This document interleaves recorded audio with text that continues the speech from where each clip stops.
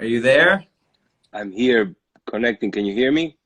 I can hear you. It takes a second sometimes. Hey, there you are. There we go. How are you, my brother? Good, man. I miss you. Miss seeing you. Having a little technical difficulty. Good seeing you, man. Where are you now? Oh, you're in your center. Yeah, I'm in the clinic in between patients right now. Are you at home? I'm at home.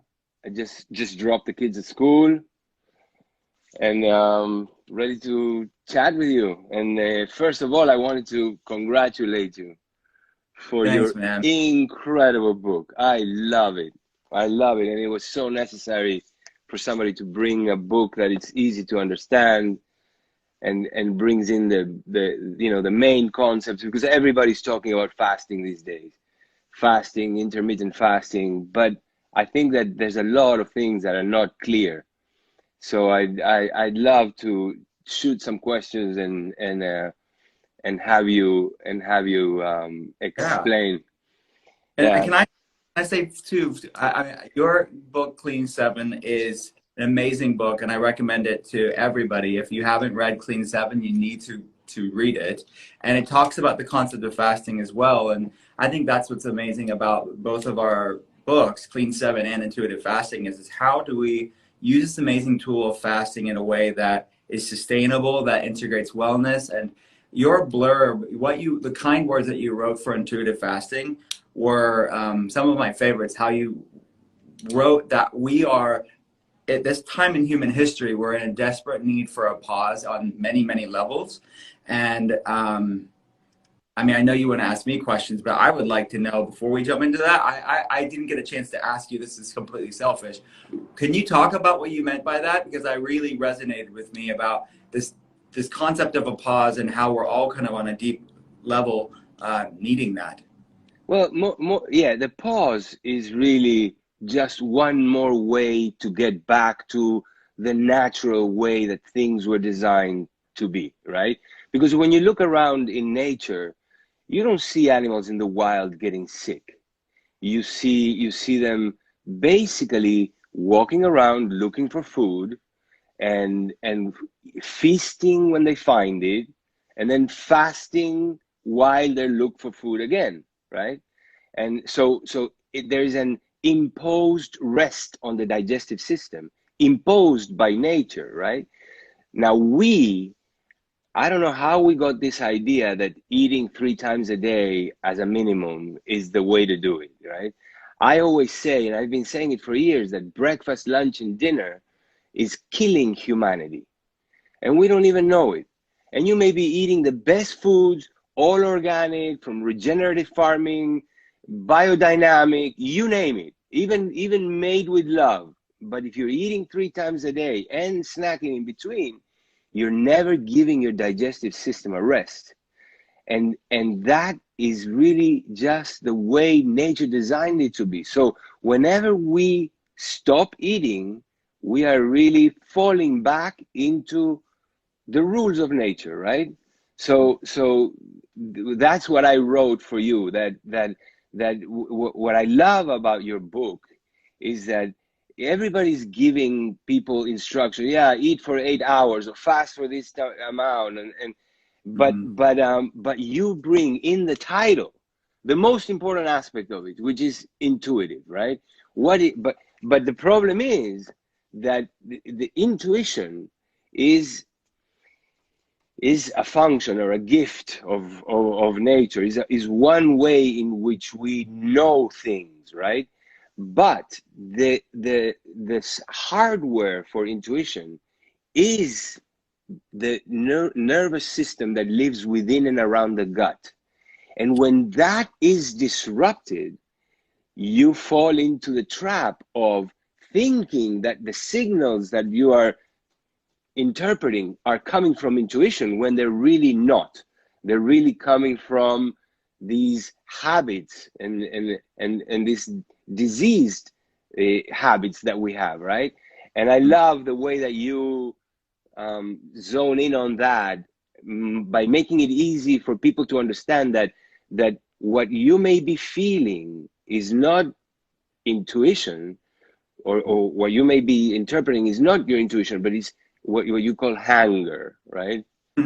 Are you hungry, right? So the hunger, in my understanding, is the wrong signal, right? It makes you think that you're hungry, but it's not really hunger. It's just that you are ending a cycle of a habit that is signaling that you need another kick, right? So maybe we'll go into that first, Yeah. and how really intuitive fasting. First of all, you have to clean up your intuition, right? You have to repair the hardware so that what you get are real intuitive signals, and then and how is it that people become hungry? Yeah. So most people are stuck in this sugar burning mode, and that you know this, but for people that are new to this conversation, I mean, this is a metabolic inflexibility or metabolic rigidity. It's the majority of the human race today. So when I'm talking about this, it's not just some random small sect of people. It is the majority of us have a serious blood sugar problem or somewhere on this insulin resistant spectrum where they may be on the one end of it, which is the mild end of it, but that is blood sugar volatility, hangriness, fatigue, insatiable cravings, sort of ravenous hunger, not being able to go very long between meals, and you're kind of thinking about snacking and you're craving certain foods. That's one end of this insulin resistant spectrum. But then a little bit further down, it is metabolic syndrome, higher triglycerides, low HDL, high inflammation levels, trouble losing weight, weight loss resistance. And you'll be able to measure it on a lab if you were looking at it, if you actually had the labs looked at. And then there's things like PCOS or polycystic ovarian syndrome, and then it becomes prediabetes, then type 2 diabetes. So researchers estimate that it's over half of the United States, and many millions more people around the world are somewhere on this insulin resistant spectrum. So that is all of that stuff. That imbalance is that proverbial noise on a physiological level, like you said, that will disguise itself as our intuition, but it will actually lead us to have foods that will actually perpetuate us feeling really bad and not healthy. So what I want to do is to calm that noise, still that noise, to bring that pause that you talked about, so you can actually hear that still resolute voice of your intuition. Yeah, yeah. I always say that humanity these days is like a traveler traveling with a broken compass, because our intuition is our compass, and when our intuition is messed up by metabolic inflexibility, by all your neurons around the gut firing in ways that are just ways of triggering and sustaining survival and adaptation mechanisms, then you are not getting the right signals. Now, yesterday I was watching in the news about coronavirus around the world, and there was something very interesting. They were talking about how in India and in Africa, which in some places the population density is even greater than any city that we have in the United States, how they have not had the amount of serious disease and deaths that we have in the United States. And they were trying to come up with an answer. And I was thinking, well, maybe it's because many of these people are not having breakfast, lunch and dinner. And this is in a way a messed up thing, because it's due to poverty and lack of access, right? But how that somehow brought something good for them, right? Because the fact that they go without meals sometimes may be causing or creating a better agility of their metabolism and their immune system that is not as busy fending off all the other things, like inflammation and type 2 diabetes and everything else. Yeah, no, I think it's absolutely right. And studies are pointing to that, that the majority of the severe cases, we've heard this over and over again since last March, but we're understanding more and more that the majority, there's exceptions to this, but the majority of these severe cases are people with metabolic inflexibility. So this is not just a, I want to feel better and I want to look better. This is actually can save people's lives. This is, barring the pandemic, it's the leading cause of heart attack and stroke in the United States, which is killing one out of two of us. Sorry, the siren's going by. They're coming to get you. The weather's nice here. So Will, one of the things that I talk about in my book Clean 7 is that if you get 100 people at random on the streets, you would realize that the majority of them in cities in the United States are at some point in their digestion process. And when that digestion process is finishing, or even before it finishes, another meal comes in, so digestion continues. Yeah. And so we are literally digesting all day, and some people even all night long, right? Mm-hmm. And how that feasting state, the cells are feasting, right?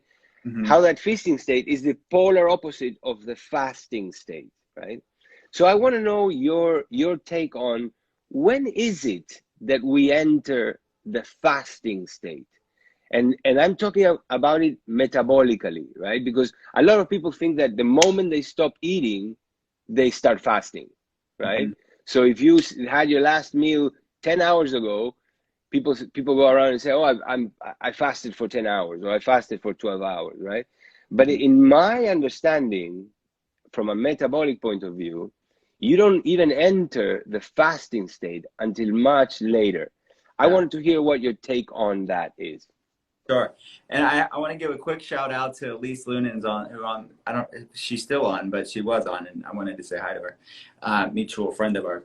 So here's the deal with this, is it really depends on someone's metabolic flexibility, I think, on how quickly they're in a fasted state. Because some people, they have to burn through a lot of glycogen, and their immune system is their metabolism is very much inflexible, that they're going to take a while to get into that fat adapted and fasted state.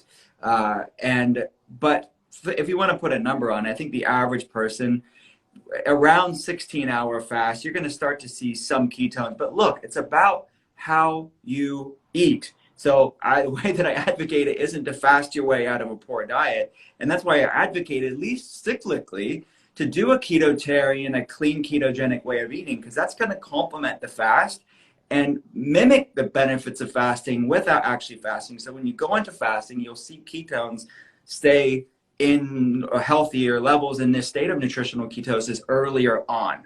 So if you're eating lots of carbohydrates, lots of refined sugar, and then going to fasting, I agree, it's going to take quite a bit of time to get into that fasted state. But if you are really complementing the fast with healthy foods, eating healthy fats, moderating your protein, lowering carbohydrates, at least cyclically, I find that you'll get a lot of the benefits of fasting earlier on. Yeah, and no wonder people are exhausted, because first of all, there is the process of digesting itself that consumes energy, right? You have to secrete a lot of enzymes, and your intestines have to move around, and your intestinal wall has to be absorbing, and your liver has to be detoxifying. And so there's a very big energy expenditure around food and digestion, right? And then there's the process of inflammation that most of us have ongoing to different degrees, right? And I always say, you know this well, that a grand majority of the immune system lives within and around the gut, right? And if you were able to just put all these cells together and clump them up in one space, it would be bigger than your quadriceps, right? So when your inflammation is being turned on and all these cells are working towards sustaining that, it's as if you were using your quadriceps constantly. Yeah. So between the energy that digestion consumes and the energy that inflammation consumes, there's no energy left. Yeah, no, it's definitely true. So this allows people to kind of tap into things that they haven't tapped into many times. And you use the like quadriceps and the aspects of the analogy of a muscle. But that's kind of why I made that analogy of using musculoskeletal flexibility as an analogy from and seeing fasting as almost this yoga class for your metabolism. Is when you're metabolically inflexible. It's like my hamstrings being really tight and going to a yoga class. What I want people to do is to really start to become more metabolically flexible, and we can train ourselves to be more flexible, more resilient, strong, and centered in our body. So yeah, it's definitely true. And people don't realize they can tap into it. It's not something that it's only for certain people. We can all tap into this, and ultimately it's in our DNA. It's coded in our DNA. What you write about so many interesting things in your book, right? The concept of hormesis. Yeah. Can you explain what that means and why it's relevant to us? Yeah. So this is hormesis is the term of it came from a king in the Black Sea region a long time ago. The origins of it, the historical origins of the concept of it, of the dose makes the poison. This guy named Mithridates, and he thought his mom was trying to kill him. And maybe she was. I don't know. I can't substantiate the historical veracity of that. But he took small amounts of dose of poison, and he knew like he was going to build up a tolerance to this. That if one day he was poisoned, he would survive that poisoning, and that he was poisoned and he did not die. And then over the millennia, researchers were really looking at this concept of a good stress, a hormetic effect, or a hormesis. And that is what researchers now call this good stress that fasting puts us in, and many things put us in. It's a good stress that makes your body, makes your cells more resilient and stronger and healthier, and fights off chronic health problems. So high intensity interval training, HIIT training, exercise is a hormetic effect. Sauna therapy, using an infrared sauna is an act of hormesis. Cold therapy is an act of hormesis. And intermittent fasting and the ketogenic diet is an act of hormesis too. So the dose and the context of how you use the doses of these amazing tools is really important. So we wouldn't recommend going in the sauna all day long. And I've gone to the sauna in your place, and we wouldn't sit in the sauna all day long. We wouldn't go in an ice bath all day long. We wouldn't work out all day long, and we wouldn't fast all day long. But using this amazing tool in very specific ways can be very, very beneficial. So that's a lot of the science around intermittent fasting centered around that. Yeah, yeah. You know, I started learning about these things when I was exposed. I mean, I was diagnosed with depression, irritable bowel syndrome, and severe allergies. I was given several prescription medications. I decided not to take them, so I started looking for a different solution. It took me a while to stumble upon detoxification, right? And the way that I stumbled upon that was a friend of mine had gone to a detox center where they just juiced and had colonics and certain supplements. And I was able in 15 days to not only get rid of all my symptoms, therefore not needing any more medications, but also look and feel 10 years younger, right? And that took me on a journey that eventually led me to functional medicine and to really understand how everything that I had learned in medical school was segmented and how to put everything together, right? I had learned about the liver, I had learned about the kidneys, I had learned about the intestines, but never put everything together as a system, the system of detoxification. Now, through that journey, I started encountering people that eventually, after fasting for a while, they started releasing from their intestines something that was weird, that was like like a black tar, kind of sticky, with the shape of the colon, the ostras of the colon, right? And eventually I found out this is called the mucoid plaque, right? And this is something that you know, not many people see these days, because as you are eating all day long and digesting and absorbing all day long, the intestinal wall is only seeing flow in one direction, from the lumen of the intestines into the body, right? But the intestinal wall also has the ability to grab things from the body and throw them into the intestines, right? Now, when you start releasing all this mucus and fat and things that are stored in your body as a defensive and adaptive mechanism, that starts kind of collecting, and because it's sticky, it kind of, you know, it's kind of like as if the intestinal wall was sweating, and then it collects, and then eventually it breaks off and it goes down. Yeah. Now that doesn't happen for a few days after you stop eating, right?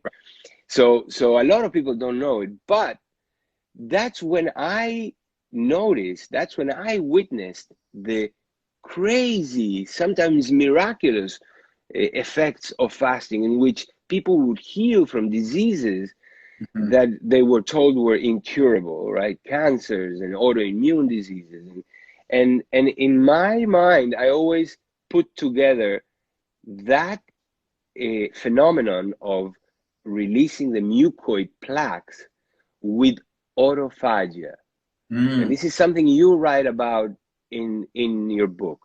And in my mind, autophagia doesn't happen easy, and it needs a time of not eating at all. Now, how do you understand that? And what studies have you found to support any of your thinking behind autophagia? Yeah. So the concept of autophagy or autophagia, it's like the word autophagia. It's self-eating. It's our good cells gobbling up all the dysfunctional cells, and we all have it to some. We're all having it in our bodies, but what Dr. Junger and I are talking about is increasing it and supporting it and enhancing autophagy in the body. So that's kind of what I wanted to focus on on week 3 of the protocol. We're kind of leaning in and vacillating into those deeper fasts. I think the beginning of autophagy, it depends on the starting point, is about a 20 to 22 hour fast and beyond. But these multiple day fasts, I think you're touching on something very important. The type of subset of intermittent fasting that I'm exploring in intuitive fasting are time restricted feeding windows, which you talk about in Clean 7 as well. So we are leaning into this amazing toolbox of fasting. We're getting a lot of the benefits of fasting, but there is a therapeutic, amazing place for multiple day longer fasts to really get things like the mucoid plaques and really upregulate deeper ketosis, deeper autophagy pathways. So I almost see that we are supporting it and leaning into it through time-restricted feeding, but you're not going to get the deep level of healing pathways that you're going to get with longer multiple-day fasts that you're going to get with time-restricted feeding. So I agree with you that I think it's kind of like the beginning stage of it, as if you're doing like a one-day fast and then beyond. Yeah, there are centers in Russia and in Germany where people go there and fast for a month, and that's when you see, and there's a few documentaries, there's a couple of them on Netflix that people can watch and see how those deeper, longer fasts, more intense fasts are the ones that give you those almost miraculous results. Very much deep cathartic healing for people with chronic health problems, and that's kind of what I've touched upon that in the book. Like these longer fasts, people could do them on their own. Lots of people do them on their own, but for the most part, we would, as clinicians, recommend working with a trained professional in that space. You're doing it properly in the way that works for your body. So I wanted, and I know that you wanted the same with Clean 7, is we wanted more accessible, approachable lifestyle tools we could lean into these practices without, you don't need a doctor for these types of things. Yeah, and then get excited and start exploring Yeah, deeper, you know?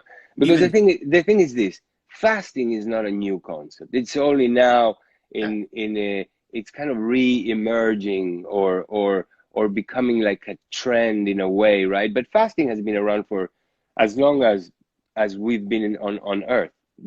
As mhm, I said before, first imposed by nature, but second, also taught by the great spiritual masters, right? Jesus Christ fasted for 40 days and 40 nights before he started his intense yeah, part of his work, right? Buddha taught his followers to fast. Muhammad taught his followers to fast, and that's why Ramadan exists, right? For the Jews in Yom Kippur. So there is something that goes yeah, beyond autophagia and metabolic flexibility that really allows spiritual growth, right? And in a way, the way I think about it is you know, it was kind of cleared for me by Rudolf Steiner, who talks about these things and talks about the earthing, the grounding effect that eating creates, right? Even if it's just because all these organs start working, and you know, if you're running, you can't be too airy hairy because mm, you're using your muscles, you're grounding yourself, right? yeah, Food and eating is not really like running, but in a way it is putting to work yeah, all these organs, right? So it grounds you, right? But when you get that out of the way, then you become more prone, or that connection with the non-grounding things yeah. becomes more feasible. What is your experience with this personally and with your patients? Mm. Yeah, it's absolutely true. And you mentioned like the early spiritual masters, and it was also used in the early days of medicine. You look at Hippocrates, I talk about it in intuitive fasting, Paracelsus, father of toxicology. I mean, they did not have randomized controlled trials. They did not have PubMed showing the mechanisms that we know now, but they saw anecdotally this impacting not just spiritual health or mental, emotional well-being, but also physical health as well. So yeah, it is a very much a healing tool on all levels, and that's one of the reasons why. Because I've seen this clinically with patients, is to, well, what do I do when I'm not eating, even if it's just moderate fasts or time restricted feeding.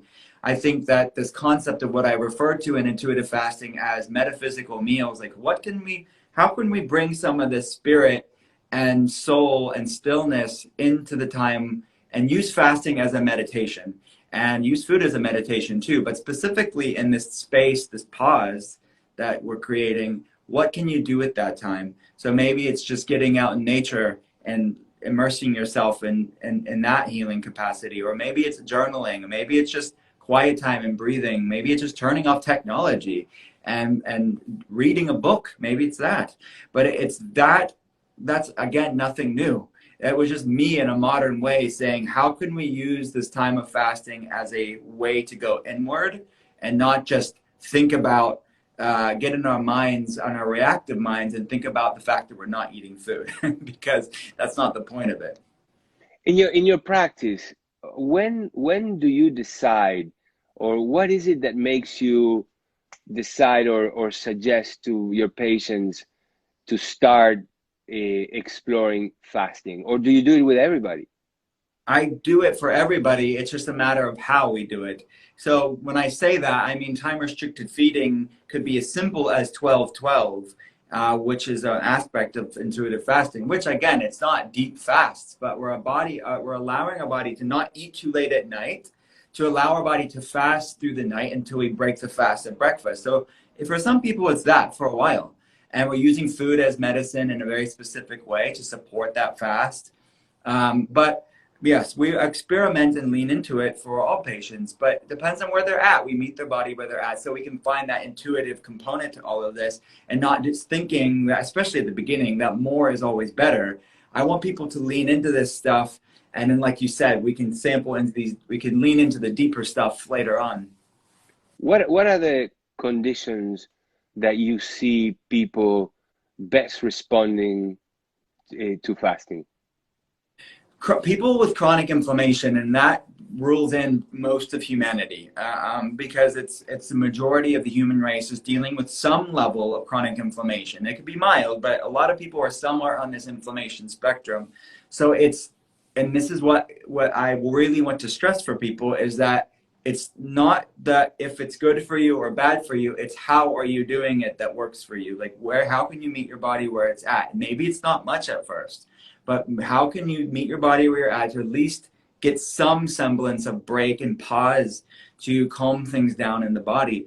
So I think people with chronic inflammation, and that manifests in different ways for different people. People with autoimmunity, people with inflammatory GI, digestive problems, people with weight loss resistance, fatigue, metabolic blood sugar problems. These are all problems that I see fasting be a tool within the toolbox to really help them. Yeah, totally. Now, I also saw that you write about coffee in your book, right? Yeah. And I'm curious to ask you how what's your take on coffee? How do you deal with, because everybody loves coffee, and Yeah. everybody's asking, and one of the main things that I get from people when I put them on a program, and I focus a little bit more on the detoxification aspect of things, Yeah. right? But nothing is separate from each other, right? Because all the things that you're talking about, inflammation, metabolic inflexibility, all those things at some level end up affecting the detoxification system. So when Yeah. you work on the detoxification system, you're actually working on everything. You're Yeah. working on hormonal balance. You're working on your insulin resistance. You're working on everything really. Mm-hmm. And what I, until very recently, I was like a you know like like a martial law thing, like no coffee whatsoever during the Yeah. time of detoxification, Yeah. and people are afraid of that, and they suffer consequences because a lot of people are habituated to it, so they have withdrawal symptoms and headaches and things like that. But the Yeah. results for me have been incredible of Yeah. just stopping coffee. Now, what do you do? How do you tell your patients to deal with the coffee issue when Yeah. you're dealing with them? I think you're onto something, and I know that you are a leader in this space, and I've done clean many times, and I've done clean 7. So I think it's good for us to take breaks from these things. And I think that fasting from caffeine can be quite a therapeutic tool to modulate our detoxing pathways, our detoxification pathways, and lots of different systems in the body. And many people, they're having too much of caffeine, and it's contributing to their anxiety and their stress and their sleep issues and all types of things, which is a far-reaching cascade on many other systems in the body. So I think it's good to take a break from it. And I will say this too: we make all of our patients, when they're starting off, take a break from it. So I'm in complete agreement with that. But it's just how do we? I think the conversation around intuitive fasting was, we know there are therapeutic benefits to coffee in moderation, and not. And I think that's why I didn't want to. There was no need for the context of intuitive fasting for me to And tell people. and by the way, not only metabolic benefits, but also even spiritual benefits. Coffee was a medicine, Yeah. and was used by shamans and Yeah. healers, right? Yeah, right. So it supports lipolysis, it support like fat burning. It makes fasts easier sometimes, especially if you add some things to it. But I mean, even in black, it helps me with fasting too. So I don't think it was congruent with the intermittent fast, but an overall context around supporting gut health, lowering stress and anxiety levels. I think taking a time and fasting from coffee and caffeine is a good consideration for people. And someone mentioned here in the comment section, they said, I can't have coffee. Elizabeth said, I can't have coffee because of histamine issues. So that's another reason why. There are reasons why coffee may not be right for you at this time. It doesn't make coffee bad. It just means maybe taking a break from it for a time, because it is quite therapeutic. It's a powerful food. So I was watching your Instagram live with Dave Asprey, right? And of course he doesn't want people to stop drinking coffee, But I do believe that it's not just for that he suggests the use of coffee at times, right? So when you do use coffee, and when you tell your patients to use it, how do you tell your patients to use it? When, mixed with what, how often? I recommend it black normally, actually, with no calories in it. So it's not impacting digestion very much. There's no protein that could impact mTOR in any considerable way. That's a pathway that researchers are exploring on the longevity benefits of fasting. So I'm erring on the side of no calories during the fast. So black coffee, tea. I have black tea here. So I think that's to start with. Now, the recipe in the book that you're referring to is a fasting coffee. And we have a fast in London fog as well for people that are tea drinkers in the book. That I think adding in MCT oil, these healthy fats, can be a good segue if people are more metabolically inflexible to get some support during the fast to make the fast easier and more enjoyable. But as I advocate in the book, I don't want you to necessarily do it all the time. But it's a tool to bring into your life if you need it. And what are the things that you see your patients having difficulty with implementing an intermittent fasting program, and what are the tips that you give them in order to get rid of them? For example, a lot of the people that I deal with have a problem with snacking, right? And they feel compelled to snack. And sometimes, recently I was dealing with a French patient that was having these deadly cravings for cheese, and yes, of course, each craving may indicate the lack of a certain nutrient or a certain a stimulant, right? But in general, what are the difficulties that you encounter, and how do you help people get over the hump? Yeah. First of all, I think making your food support the fast is important, and vice versa. The fast can support the food. But the eating foods that are nutrient dense, that balance blood sugar, that complement the fast, and that's why I brought a ketotarian approach within the book to complement the fast, and that curbs a lot of cravings inherently.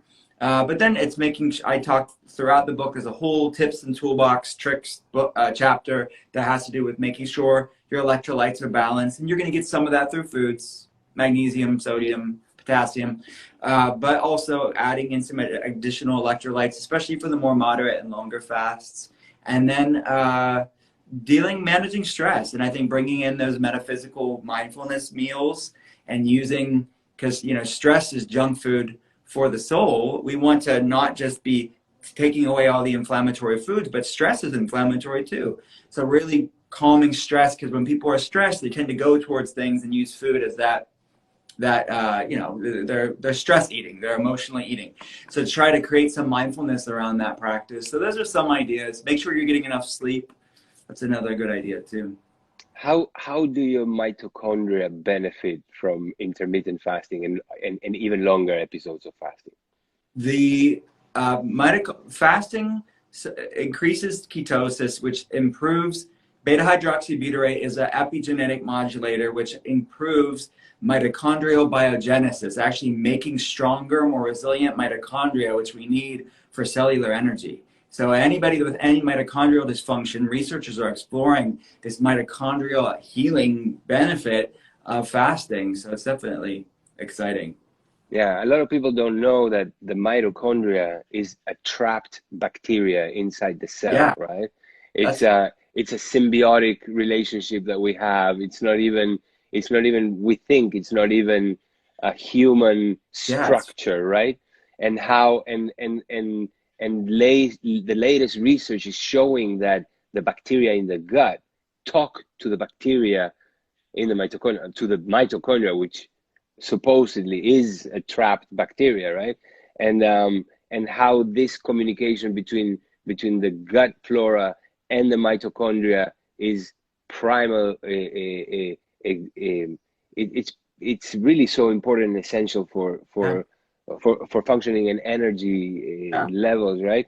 And ways in which these mitochondria speak to these to this gut bacteria is through the some of the waste product of the metabolism of these bacteria, right? Yeah. Um, fasting is really becoming an important tool these days, Hmm. and I'm so happy that you brought some clarity Thanks, man. to the field. I really enjoyed your book, man. Man, thank you so much. I appreciate you so much, and you know this. I tell you this all the time. But I appreciate you immensely, and your work, your books. You are a pioneer in this space, but your friendship and your loyalty and your kindness towards me and generosity towards me, I don't take it for granted at all. Well, it goes both ways. So yeah, keep up the good work. I look forward to seeing you next time you come into LA. Please let me know, and No, let's schedule some more sauna time. yes, we'll go from the pool to the sauna. We'll do some hormetic stuff.